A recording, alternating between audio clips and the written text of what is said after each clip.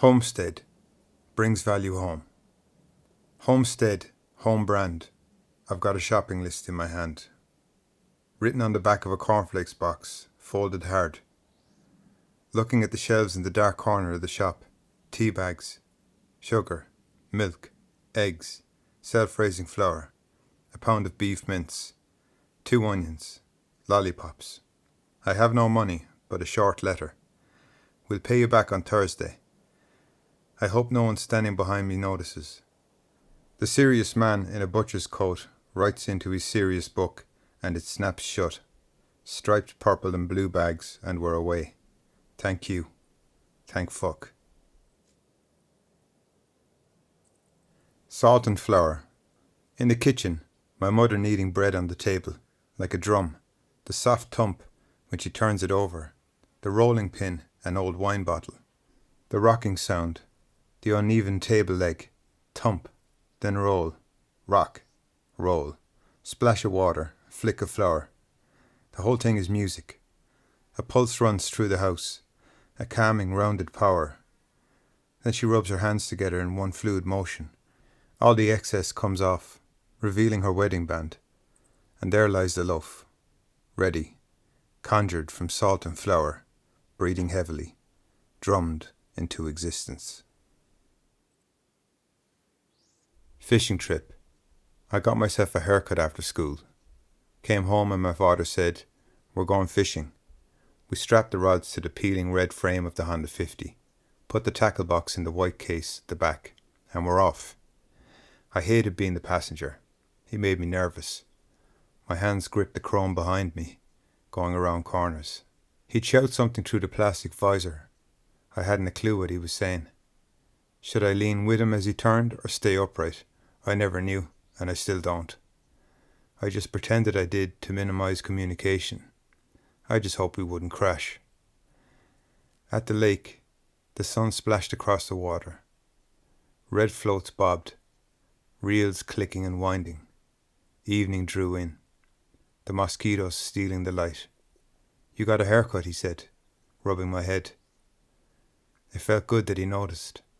A soft gesture from a hard heart. The spring breeze caught my bare neck as I cast another line towards the sky.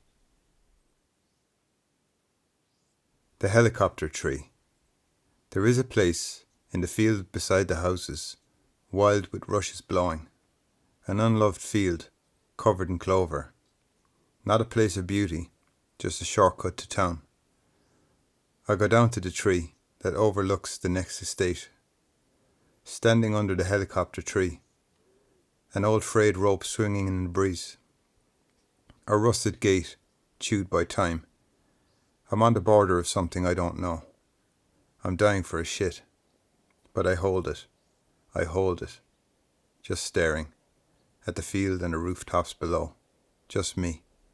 How quiet it is when no one knows where you are.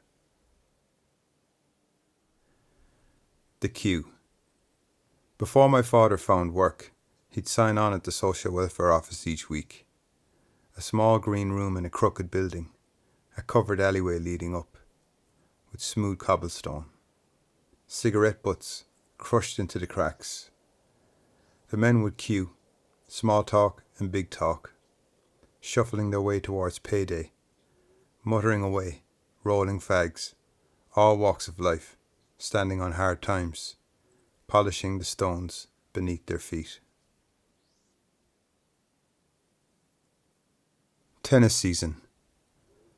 Up in the neighbourhood as the summer settled in, tennis became a big thing. Wimbledon was on telly morning, noon and night. We'd get 2 rackets down in the pound shop, $1.50 each, and 3 balls for £1. We'd play until it rained, outside on a piece of tarmac shaped like a loaf. A concrete curb was our net. When it rained too much, we'd go inside and watch it on telly. Soon the other kids with tennis rackets would come along, bought from the shop or rummaged from their garage. One even had an aluminium racket. Everyone had a weapon and came looking for glory. The battles raged on every day, a mixture of tennis and soap operas. Fights, falls, tears, families coming down to watch. Then on an idle Wednesday, I'd hit my last ball into the briars, and off I'd go looking, navigating the gnarly nettles and shorts. I'd train my vision on the colour and the shape of the ball, hold it in my mind, and scan only for that. Scanning. And then boom, I'd see one. If I could just reach down. I can't. Have to trash it with a racket. Then yes, I got it. Scraped and stung, but I got it. It's not even the one I hit in. It's even better. One of the expensive ones. Pen, faded around it.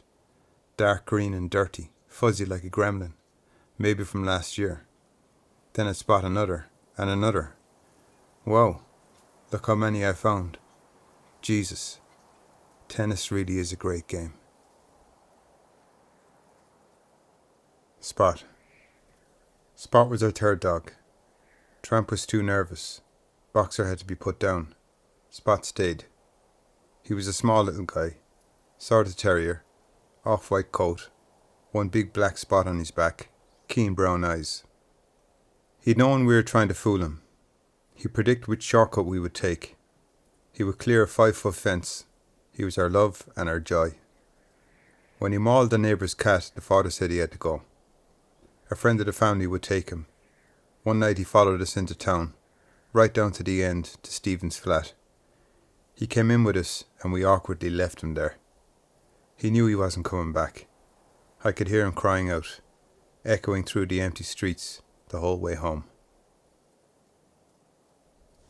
The Chant. I'm standing in a line of lads for the under-15s, waiting for the man in the cap to shout go, and we're away, like a flock of geese. My first long-distance race, just outside of town, along the river. I don't know how to pace myself, so I just try and keep up. The adrenaline has already made me numb. I don't know if I'm running fast or slow. After a while, one guy starts to peel away from us. I know him, Sean, a couple of years older, lives near our estate. I've often seen him out training. Sean's away like a swan, like he planned it. I push away from the pack too. I get it now, just follow Sean. I don't know how long 5k is, but I'm going to find out. We turn off the long road up the hill, into the countryside. Where the fuck are we going? I push up the hill and get to the top. I'm out of breath. I can't keep going, but I can't stop. Sean is way ahead, and the pack not far behind. I'm in a panic, like a fella drowning. I hear my feet banging through my body, amplifying the breath in my chest. Desperate inhale, depleted exhale. Now they turn into a phrase, a mantra I don't understand, set by the slap of my feet on the tarmac. I just accept it. I become the chant. I stop thinking. I stop feeling. I follow the chant across the finish line. Boreen. The night before we all agree, first thing tomorrow we'll go and pick blackberries. Up at dawn, creep down the stairs and put on my shoes. Grab the big plastic bowl my mother uses for everything. Hushing our way through the neighbourhood, down to the end of the houses, to the Boreen. A narrow path with blackberries on both sides, applauding as we arrive. Red ones, green ones, friendly ones, angry ones. We pick and eat and pick. Thorns catch fingers, stained with blackberry blood. The bowl begins to fill up. The sun rising. A handful of children, scattered down the Boreen, exhaling in the morning light. The Mask. Late autumn is humming. Evening fog hangs over the town. I go into the pub on the square with my father. He orders me a Sidona. I want some peanuts, but I'm afraid to ask. He has a pint of stout. The silent men sit in corners, slowing down time. The clink of pool balls rolling across the felt, searching for their place. He orders another pint. I ask for the peanuts. You have to time everything right with him. We play pool and watch the traffic, then cross the street to the newsagents. Halloween masks hang above the cigarettes. I point to the big one. I like that mask. Which one? The monster one with the brown fur. Okay, let's get it. It cost £6. I walk out of the shop proud. I have the scariest mask in the world. We head home, up the darkening hill. I try it on, pulling it down over my head. I feel different, calm. Maybe we talked, I don't remember, but we could have. Cones. A hot Sunday in July. I'm searching for some twine to make a bow and arrow. There's a faint knock on the door. I see no one through the frosted glass. I ignore it. Then another knock. I rush to the door thinking it's the kids messing. I open it so fast it makes a vacuum. I look down. It's one of the little ones, Helen. She looks up at me defiantly, clutching an ice cream. Announces, "We got cones." Then she searches my eyes and just walks away. Games. You're not going. I tell him I am. Slap. This is a test of wills. I'm going to school the next day. I've qualified for city athletics. He can't stop me. I know the game. Endure the shouting, the threats. You'll never be any fucking good, you fucking sissy. Eventually I'm allowed to go to bed. The next morning I stick to my plan. Go and do it. I arrive. Get changed. High-tech runners. An old Man United shirt. I'm angry. Defiant. I want to beat everyone. Be a hero. But underneath, I feel alone and useless. I lose my games. I'm beaten. He won. The cunt. But I still did it. Trolley. A crisp Saturday morning in November. Someone finds an old pram. Not just any old pram. A Silver Cross pram. The carriage is wrecked. Torn and ripped from the briars. Pulled straight out of the past. But the wheels look perfect. We set to work. Some boards, a hammer, now we have an axle. And another one. More U-nails, we have a chassis. A bolt through the front, and some twine tied to both sides, steering. A seat. She's ready for testing. Top of the hill, push me. We push and push until it runs away. Gaining speed, the tarmac is zooming underneath. The rubber trim makes the wheels silent, which feel faster. Dipping down while turning into the corner, something breaks loose. The trolley tips over along with the driver, like clothes in a washing machine, tumbling over the curb and crashing like laughter. Front axle came off. Need to make a better one. Needs more U-nails. There's a taste of fire in the air. We've got all day. Happy no Christmas. I wake up. It's not Christmas Day. Not for us anyway. The parents have switched religions, and this one doesn't do Christmas. They have found God, just up the road. There is no tinsel, no tree, no turkey, no carols, no cake, and most of all, no fucking presents. I go outside. The kids are flying around with remote control cars, toddlers pushing dolls in prams, cap guns popping off in the morning air. A kid in a sheriff hat and holster says, "What did you get?" "Nothing, but I'll be getting a Walkman in January." He looks at me like I shot him. This isn't going to go down well at school.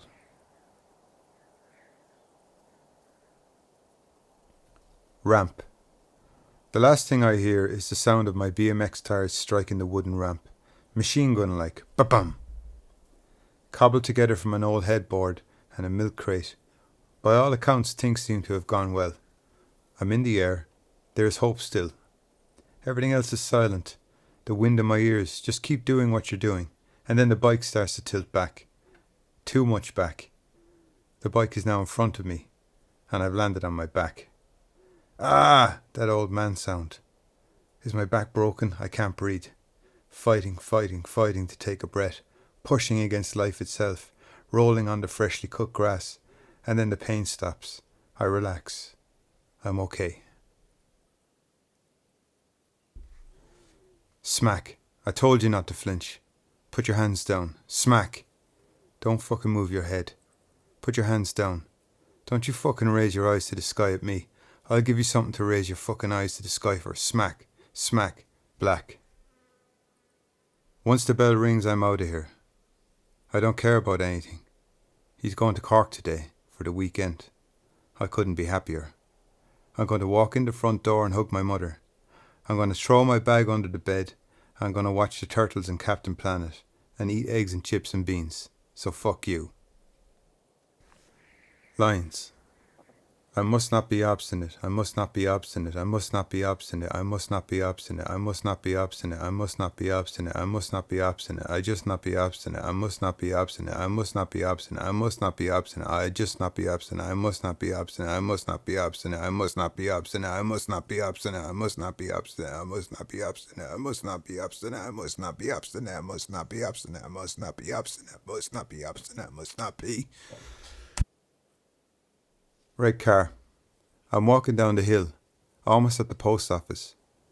A shopping list clenched in my hand. Town seems busy, like Mart Day. I hear a thought in my head I haven't heard before. If I don't see a red car when I turn the corner, I'm going to kill myself. I don't know where that came from. Past the traffic lights I turn. No red car. The stakes go up. My voice comes back, rushed, desperate. If I don't see a red car in the next 10 steps, I'm going to kill myself. Counting down. I feel the weight of the words. I don't know how to explain it to myself. I march up the street and into oblivion. The Friday night girls. I'm up in the neighbourhood. The kids seem more grown up. There's a buzz, like backstage in a play. The disco is on tonight. The older girls are going out. I'm leaning on the gate, a blur of hairspray, best friends in neon, torn jeans, Doc Marten boots, as they run to each other's houses for one thing or another. There's a thorn in my hand that I can't locate, but it helps me appear casual. My knees are skinny, and I can't go anywhere, watching them play dress up with their dreams. I want to tell Amanda that she's beautiful, and kiss her in front of everyone before she leaves. But I'm still a child, and they're auditioning to be adults. County Council men. They're up in the neighbourhood, strimming the green. The groan of the strimmer sounds like someone trying to throw up. 3 county council men. I saw them this week, doing the pothole on the hill. Always together like best friends. Box of sandwiches, flask of tea, packet of biscuits. One's always idle, smoking a fag or rolling one. Looking out onto the world, unbothered, while the other 2 work. It's a good system. They take their time, tipping away. Nothing intimidates them. I like watching them. Every now and then a neighbour comes out, complaining about a job that never got finished. They nod away, in agreement, but also the kind of nod that says, fuck off and leave us alone. We perch like crows, waiting. When they're done, we run down and see what ties we can find in the grass. Father and son. Sometimes he'd be in good form. He'd have a drink in him, be feeling sentimental and play old tapes. It was a strange sort of love he showed, like the music was doing the loving for him, because he didn't know how. One evening he came home and put on Cat Stevens, Father and Son.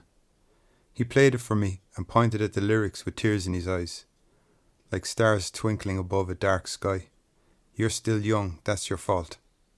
The power of lyrics struck me from above and annihilated me. I could see my father in a new but fractured way. Beyond the fear and anger I saw something else. Love and music, like a boy calling from a locked room, trying to be heard. 929 SZB. We've got a car now, a blue Ford Escort, same as Grandad's, except like the morning sky. We go for a spin, a heap of us in the back, Mum and Dad in the front. This is it. This is what a family feels like. We have a car. You should notice us. We do things now. Picnic at the beach, picnic at the lake. Egg and onion sandwiches, going to the park. We're a real family now. Deck chair and flask. 2 litres of cola. Tupperware and plastic forks. We're that family now. English class at school. The long windows calling the winter light. Mrs. Ennis stands at the helm. Bright as a button. Pretty as a typewriter. Precise. Feminine. Sharp as a pencil. I'm always staring out the window or swinging on my chair. But being there is enough. A source of calm and confidence. A steady presence away from home. Without ever saying it, she brings something to our lives that can't be written down. Something that lies in between the words. Years of cheap boards and dull wheels, we finally got a good skateboard. There's a competition at the new supermarket. Spend £20, get a ticket for a skateboard draw, a professional one. The supermarket is on the way home, so of course we drop in after school, not spend £20, but enter as many tickets as we can. It's a great offer. Incredibly, we win. The title deed belongs to my older brother, but it's ours. You spin the wheel once with your finger, and it just keeps going. A death machine. It likes speed. It doesn't feel pain. Perfect. That gives us ideas. Big ideas.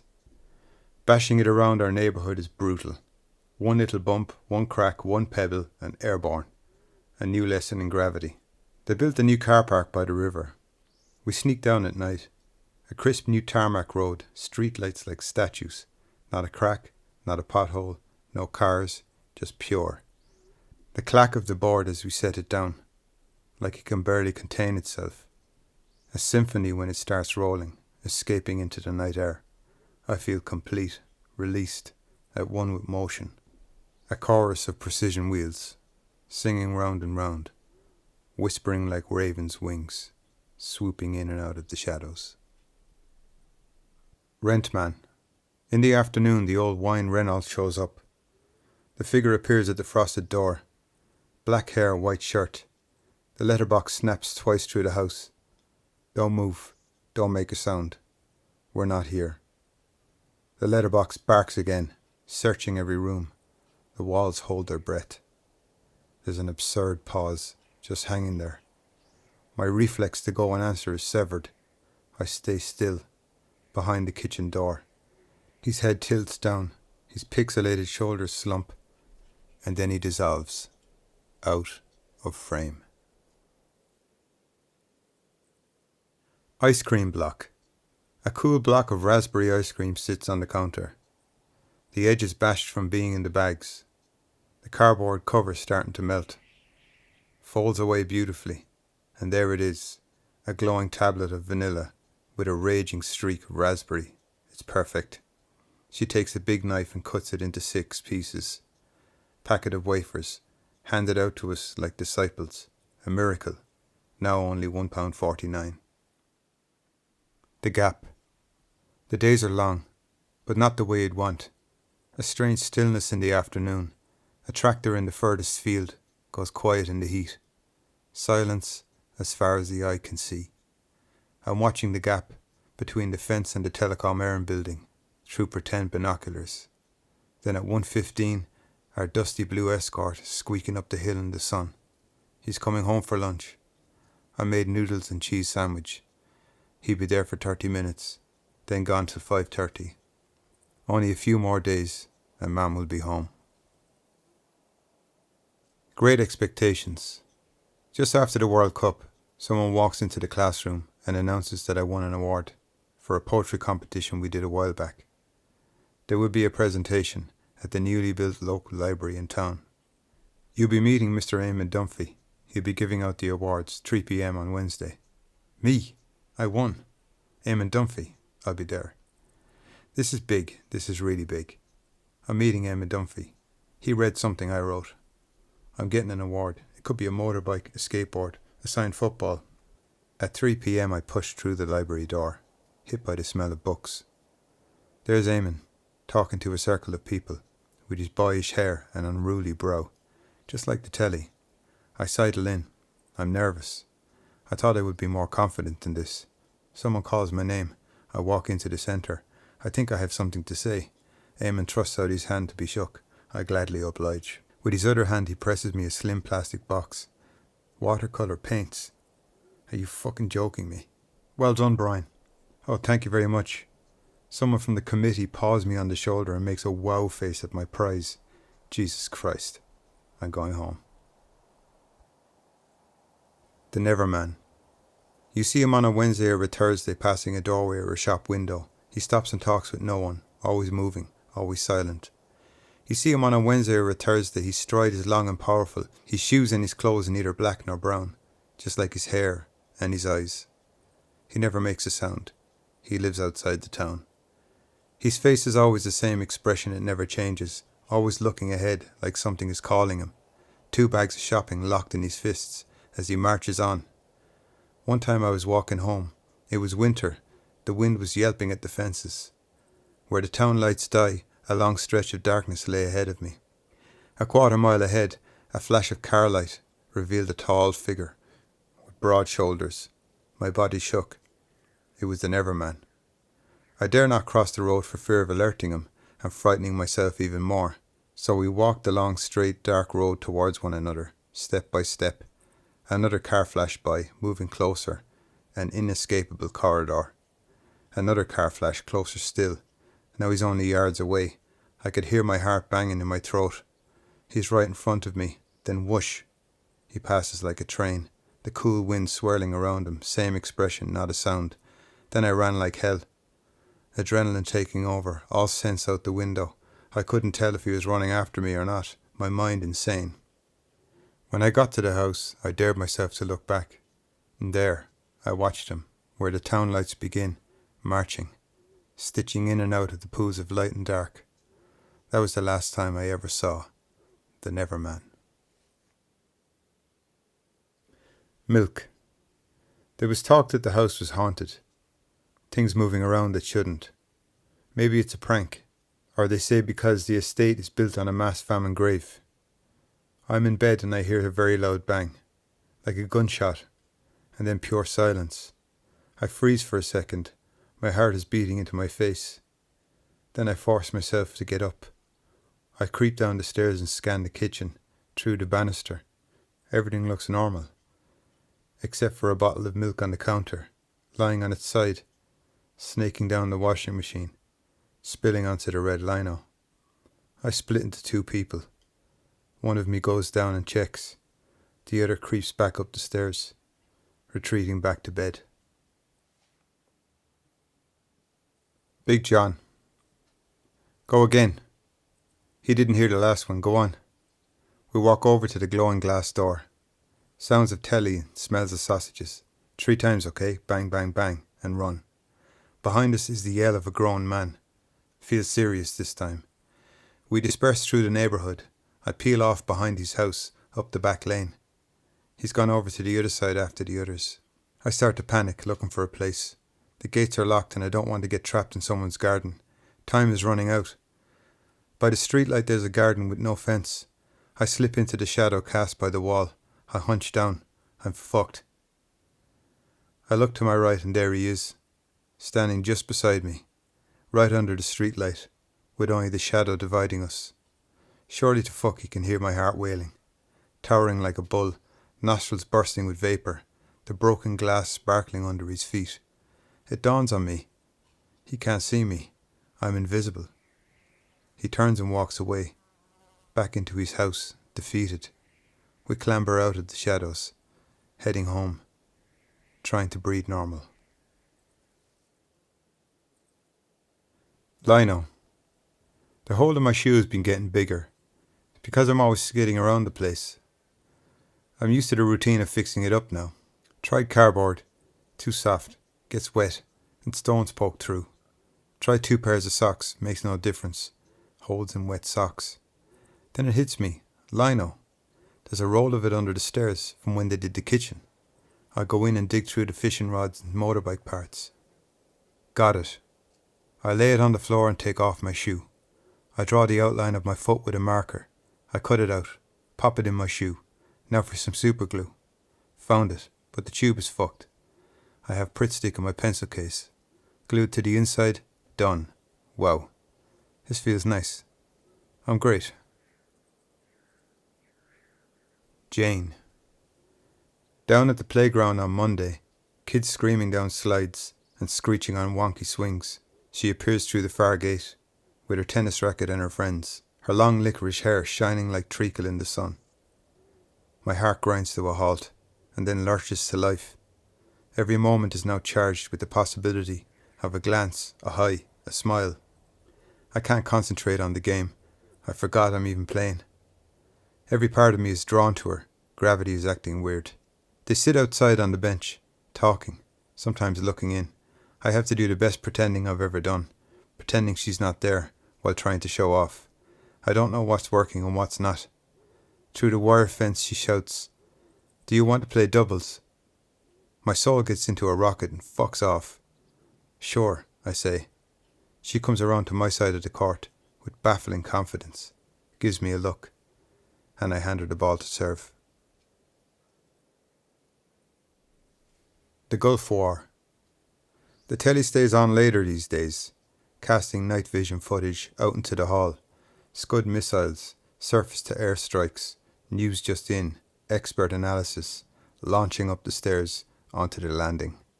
He's gotten into the Gulf War in a big way. All the big names on high alert. It's a welcome distraction. Acts like a decoy. He's focused on something else now.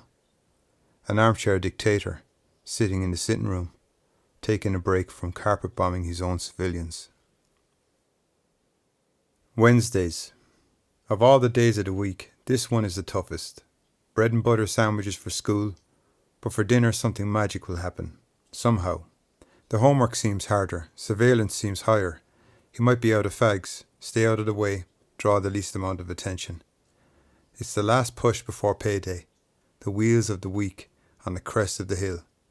There is a misery mumbling away, like a dog circling its cage. The simple things worn thin. Even the telly is shit. Get through today unnoticed. Tomorrow there'll be corned beef and cartoons. Tomorrow we'll be freewheeling. Rendering in 3D. The bell rings on a Friday. The students vanish, except for us and Pat the caretaker. We're allowed to stay until he closes up, and we have the key to the computer room. The place transforms. Racing down the corridor, launching into a flying kick, past photos of former students. Death Star white, breeze block walls, pixelated motherboard green carpet, rendering in 3D. We arrive at room 14. Shane turns the key and there it is, the best of Commodore and Wang computing. Fax and telex machines, fans whirring, lights blinking softly, waiting for us. This is the vault, a safe place. We've somehow slipped between worlds. We play Duke Nukem, Lemmings, F-29 Retaliator. We are untouchable. Every room in the school's silent but giddy. The sound of the vacuum cleaner singing through the building.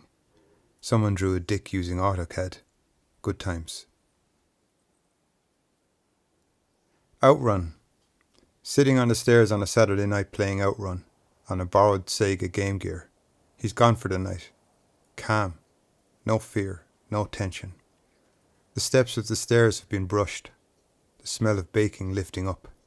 The wise old washing machine churning away in the kitchen. Tomorrow he'll be home at any time, in any state. But tonight is ours. We have peace. I'm driving through the Las Vegas desert, humming along with the music. I want to live here, in this game, in this moment.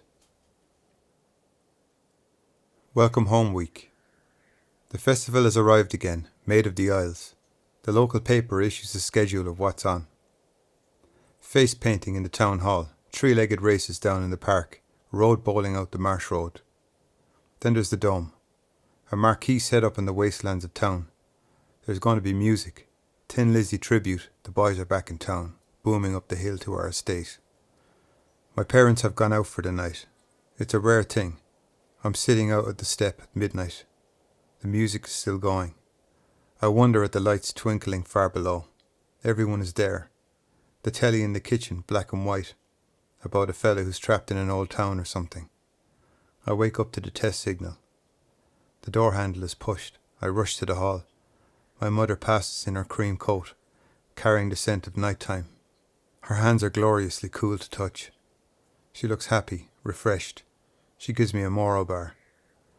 I sit on the sofa chewing, staring at the RTE test signal. Tobacco. It's Tuesday night. The telly has gone quiet. There's a hush in the house. You can almost hear him thinking. After a week off the smokes, ranting like a dog, he finally caves in. I'm summoned to the sitting room, handed a fiver, go down to the shop, Old Holborn, licorice papers, box of matches. Take 10p each for yourselves. Fuck yeah. Me and my brothers step out into the cool night, zoom down the hill in flight formation, imagining we're motorbikes or airplanes. The town is still, just the traffic light blinking like a dope. The only shop open is Stingy Mag's. She never looks at you, just the money. 10p bag of sweets. Skipping back through the town like we own the place. Armed with a fresh pack of tobacco. Whooping past the windows, waving a peace treaty. Eggshells. Boiled eggs for breakfast. Shells scattered on the table like casualties. Salt and pepper hiding in the grain of the wood. Junior cert exam soon. English paper 1. Something is different. My father's rants seem sharper lately. Not the big rant, then calm. Just one attack after the next. The reasons fading, until they disappear altogether. His voice sounds weird. There's a yelp to it. In the teapot's reflection, he lurches around the kitchen. Something is going to break. You can feel it. Something's in the air, like burning toast. I know Kavanagh's poem will come up today. Oh, can I stroke the monster's back, or some shite. I don't care. I better get going. I'll be back for lunch.